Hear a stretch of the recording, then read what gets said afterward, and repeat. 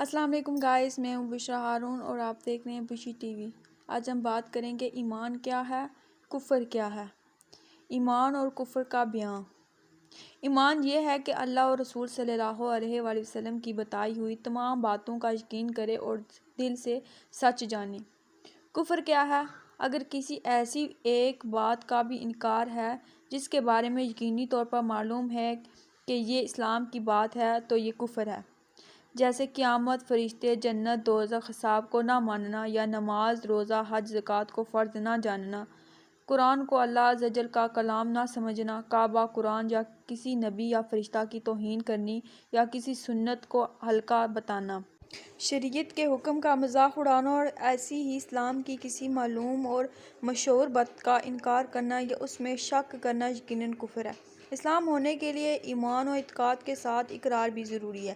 جب تک کوئی مجبوری نہ ہو، مثلاً منہ سے بولی نہیں نکلتی یا زبان سے کہنے میں جان جاتی ہے یا کوئی عضو کاٹا جاتا ہے تو اس وقت زبان سے اقرار کرنا ضروری نہیں، بلکہ صرف زبان سے خلاف اسلام بات بھی جان بچانے کے لیے کہہ سکتا ہے، لیکن نہ کہنا ہی اچھا ہے اور ثواب ہے۔ اس کے سوا جب کبھی زبان سے کلمہ کفر نکالے گا کافر سمجھا جائے گا، اگرچہ یہ کہے کہ خالی زبان سے کہا، دل سے نہیں۔ اسی طرح وہ باتیں جو کفر کی نشانی ہیں جب ان کو کرے گا کافر سمجھا جائے گا، جیسے جنیوں ڈالنا، چٹیا رکھنا، صلیب لٹکانا۔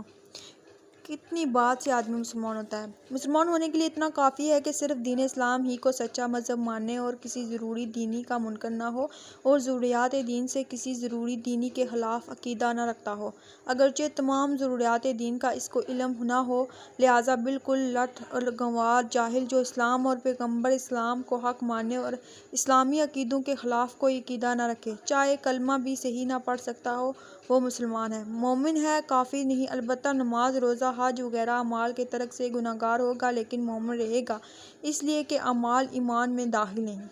عقیدہ: جو چیز بے شبہ حرام ہو اس کو حلال جاننا اور جو یقیناً حلال ہو اس کو حرام جاننا کفر ہے، جبکہ یہ حرام و حلال ہونا معلوم و مشہور ہو یا یہ شخص اس کو جانتا ہو۔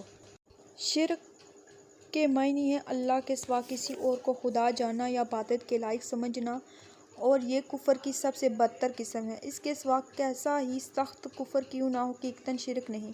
کسی کافر کی مغفرت نہ ہوگی۔ کفر کے سوا سب گناہ اللہ تعالیٰ کی مشیت پر ہیں، جسے چاہے بخش دے۔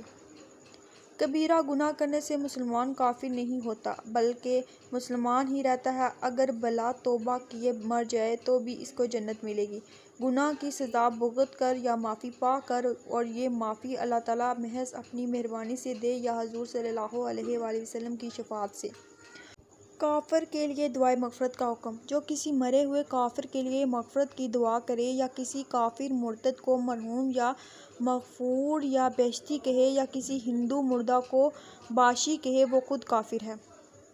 مسلمان کو مسلمان جاننا اور کافر کو کافر جاننا ضروری ہے، البتہ کسی خاص آدمی کے کافر ہونے کا یا مسلمان ہونے کا یقین اس وقت تک نہیں کیا جا سکتا جب تک کہ شرعی دلیل سے خاتمہ کا حال معلوم نہ ہو جائے کہ کفر پر مرا یا اسلام پر مرا، لیکن اس کے یہ معنی نہیں کہ جس نے یقیناً کفر کیا ہو اس کے کافر ہونے میں شک کیا جائے، اس لیے کہ یقینی کافر کے کفر میں شک کرنا خود کافر ہونا ہے، اس لیے کہ شریعت کا حکم ظاہر ہے کے لحاظ سے ہوتا ہے کہ البتہ قیامت میں فیصلہ حقیقت کے اعتبار سے ہوگا۔ اس کو یوں سمجھو کہ کوئی کافر، یہودی، نصرانی، ہندو مر گیا تو یہ یقین کے ساتھ نہیں کہا جا سکتا کہ کفر پر مرا، مگر ہم کو اللہ اور رسول کا حکم یہی ہے کہ اسے کافر ہی جانیں اور کافر ہی کا سا برتاؤ اس کے ساتھ کریں، جس طرح جو ظاہراً مسلمان ہے اور اس کا کوئی فعل و قول اسلام کے خلاف نہیں ہے تو فرض ہے کہ ہم اس کو مسلمان ہی سمجھیں، اگرچہ ہمیں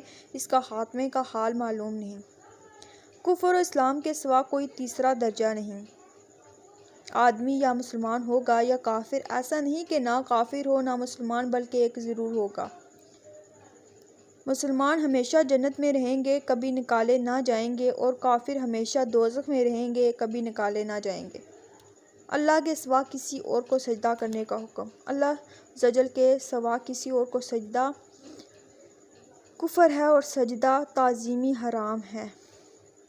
تو گائز، کیسی لگی آج کی میری ویڈیو؟ آئی ہوپ آپ کو پسند آئی ہوگی۔ اگر آپ کو میری ویڈیو اچھی لگی تو میرے چینل کو ضرور سبسکرائب کریں اور بیل آئیکن کو بھی ضرور دبائیں تاکہ میری ہر آنے والی نئی ویڈیو آپ تک سب سے پہلے پہنچے۔ Thank you.